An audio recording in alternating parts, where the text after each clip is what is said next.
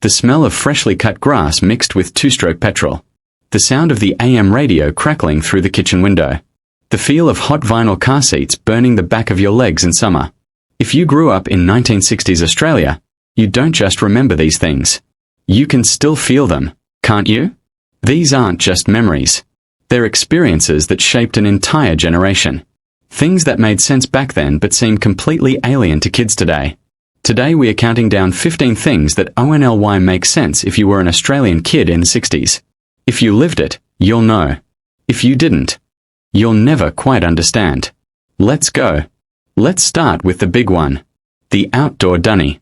This wasn't some rustic choice. This was just where you went. The dunny wasn't just a toilet. It was an adventure. Especially at night. You'd grab the torch, check for redbacks hiding under the seat, and make a dash for it, hoping you wouldn't see a huntsman the size of your hand waiting on the door. During the day, not much better. That tin roof turned it into an oven by midday. The smell built character, let's put it that way. But here's the thing, everyone had one. Didn't matter if you lived in the suburbs or out in the sticks. The dunny out back was just part of life. By the late 60s, indoor plumbing was starting to spread. But before that, it was you, a wooden seat, and whatever was crawling around down there. It wasn't fancy. It wasn't comfortable.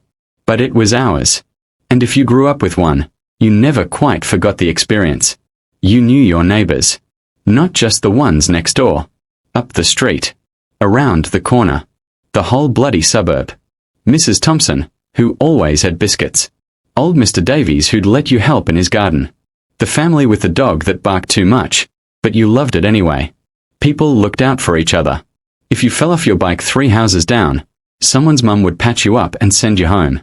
If your dad needed a hand, blokes would just appear, tools in hand, no questions asked. It wasn't being nosy. It was community.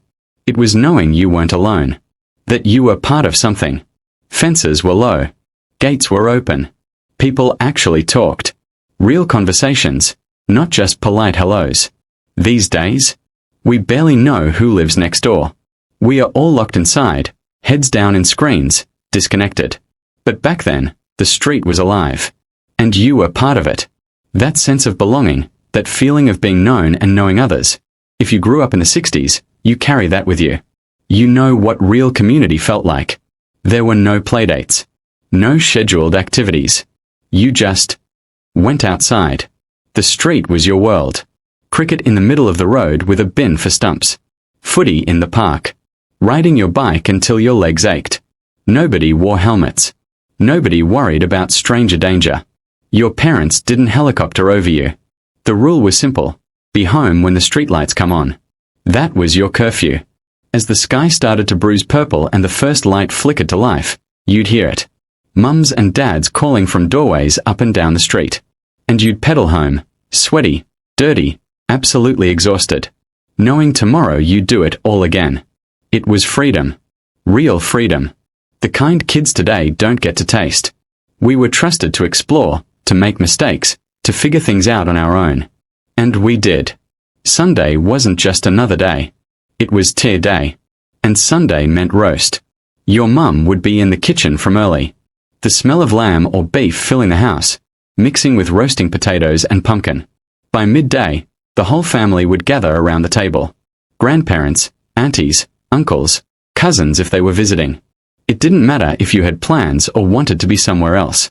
You were there. No arguments. The table would groan under the weight of it all. Roast meat, gravy, peas, carrots, Yorkshire puddings if your mum was feeling fancy. Afterward, pavlova or trifle. The meal would stretch for hours. Not because anyone was in a hurry, but because Sunday was for this. For slowing down. For talking. For being together. The wireless might be on in the background. Someone might tell the same story they'd told 100 times before. But it didn't matter. This was family. This was ritual. Those Sunday roasts, they were the glue. They held everything together. Before the sun was properly up, you'd hear it. The gentle clink of glass bottles on the doorstep. The milkman had been. He'd leave fresh milk in those beautiful glass bottles with the foil tops. Sometimes with a little layer of cream sitting right at the top. If you were lucky, Your mum would bring them in before they got too warm. And if you were quick, you'd nick that bit of cream for your cornflakes. The milkman knew everyone on his route. He'd wave, have a chat, maybe even know your dog's name. It was personal. These days, we grab milk from the servo or the supermarket, packaged in plastic. Bottle. But back then, it felt like the milk came from a real place, delivered by a real bloke who cared. And those bottles? Do you remember taking the empties back out to the step? It was a little ritual. A small connection to the rhythm of the neighborhood. Simple, reliable, somehow comforting. The milk bar wasn't a shop. It was a destination. After school, if you had a few coins jingling in your pocket, you'd head straight there. The bell would ding as you pushed open the door. You'd be hit with that smell, a mix of hot chips, minties, and something sweet you couldn't quite name. Behind the counter, rows and rows of glass jars filled with lollies. Musk sticks, Jaffas, cobbers, milk bottles, those little bananas that tasted like fake everything. You'd point. The shopkeeper, often a Greek or Italian family who'd migrated over and made the milk bar their life, would scoop them into a white paper bag, weigh them, twist the top, hand them over. You'd walk home slowly, rationing them out, trying to make them last. Do you remember the way the raspberry drops would stick to the bag? Or how the sherbet would fizz on your tongue? Those little trips to the milk bar were everything. It wasn't just about the lollies. It was about belonging. Picture this. Saturday night. The whole family's gathered around the telly. And you've got exactly two choices. Channel 7 or Channel 9. That was it, mate. No remote control. No streaming. No scrolling through 100 options. If you wanted to change the channel, someone, usually the youngest kid, had to get up and turn the dial. And if the picture went fuzzy, you'd whack the side of the set or fiddle with the rabbit ears until it cleared up. We all watched the same shows. Graham Kennedy on in Melbourne Tonight. Skippy the bush kangaroo. Homicide. Everyone at school talked about what happened on the box the night before. Because we'd all seen it. There was something magical about that shared experience. You weren't staring at a screen alone in your room. You were together as a family, laughing at the same jokes, gasping at the same plot twists. The telly wasn't background noise. It was an event. And when the test pattern came on at midnight, that was it. The day was done. Before Walkmans, before iPods, before phones that did everything, there was the transistor radio. And if you got one for your birthday or Christmas, you were the coolest kid on the block. It was small, portable, ran on batteries. And it was yours. You could take it to the beach, to your room, under the covers at night when you were supposed to be asleep. You'd tune into the local station. Hear the top 40 countdown. The ads for pear soap and Chico rolls. The footy scores on Saturday Arvo. Music was suddenly personal. You didn't have to wait for your parents to put a record on the radiogram. You could listen to what you wanted, when you wanted. The Beatles. The Rolling Stones. Australian bands like the Easy Beats. The sound was tiny, sure, but it was freedom. That little radio connected you to something bigger. To a world beyond your street, your suburb. It made you feel like you were part of the action, even if you were just lying on your bed staring at the ceiling. The pictures weren't just movies. They were an experience.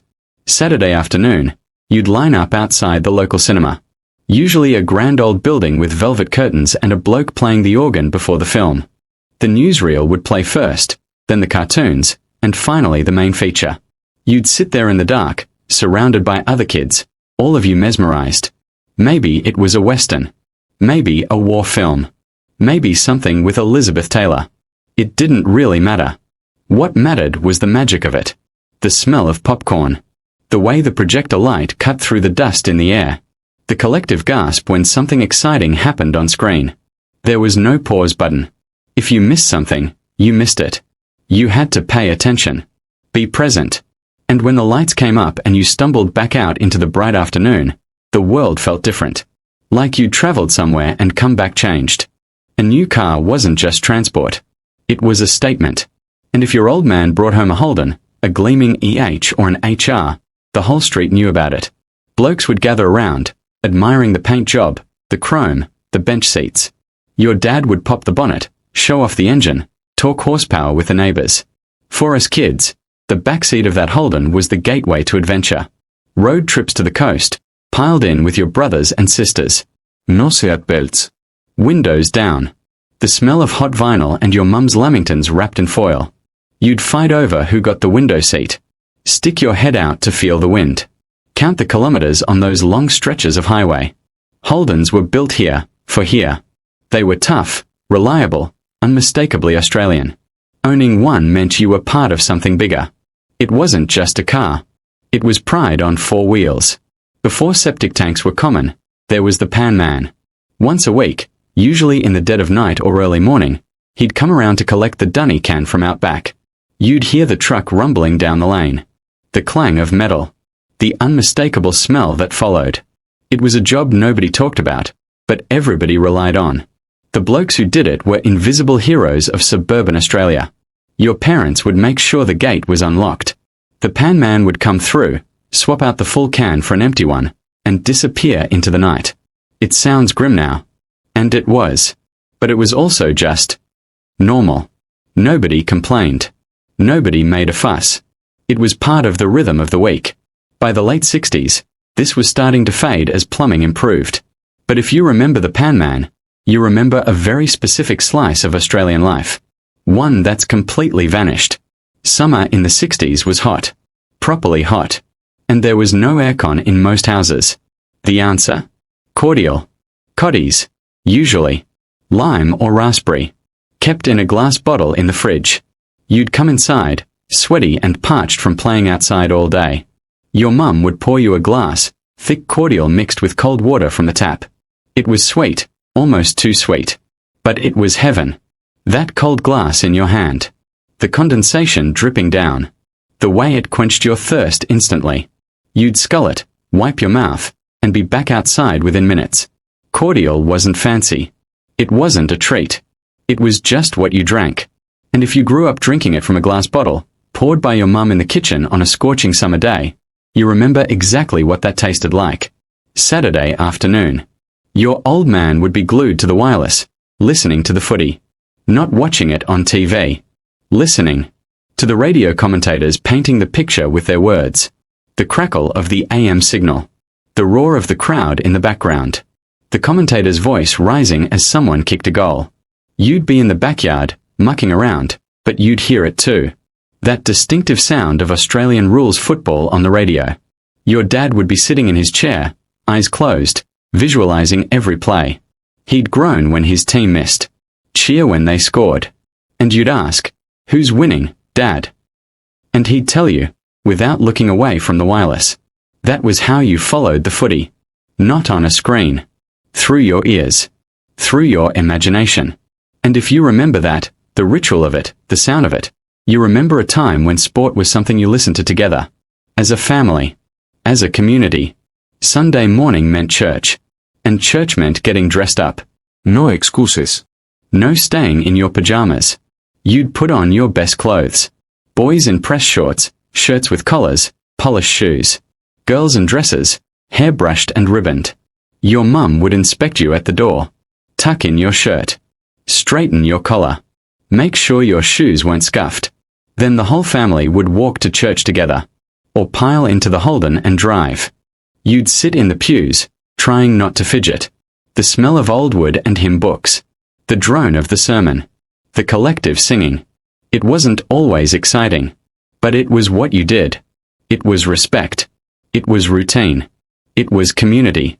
After church, you'd stand around on the steps, your parents chatting with other families. You'd see your mates from school. Make plans for the afternoon. Church wasn't optional. It was just Sunday. And if you grew up doing it, you remember the weight of expectation. The importance of showing up. Summer in Australia meant two things, mozzies and sunburn. And the answer to both? Aerogard and zinc cream. Your mum would slaughter you in Aerogard before you went outside. That thick, oily, unmistakable smell that clung to your skin all day. The mozzies would still get you. But at least you tried. And the sunburn? That was inevitable. You'd come home red as a lobster. Your mum would tut, shake her head, and rub Noxema or some other cream on your shoulders. It would sting. You'd wince. She'd tell you, that's what you get for not staying in the shade. But the next day, you'd be back outside. Doing it all again. We didn't know about SPF 50. We didn't worry about skin cancer. We just played in the sun all day. And if you remember that smell, Aerogard, sunburn cream, the salt from the beach mixed with sweat, you remember the feeling of endless Australian summers, when being outside was all that mattered. 15 things that only make sense if you were an Australian kid in the 60s. These aren't just memories. They are who we were. They shaped us, made us resilient, made us appreciate the simple things. Life wasn't easy in the 60s. It wasn't perfect. But it was real. It was lived outdoors, with your hands dirty and your heart full. We didn't need much to be happy. A game of cricket. A bike. A Sunday roast. Neighbours who cared. That was enough.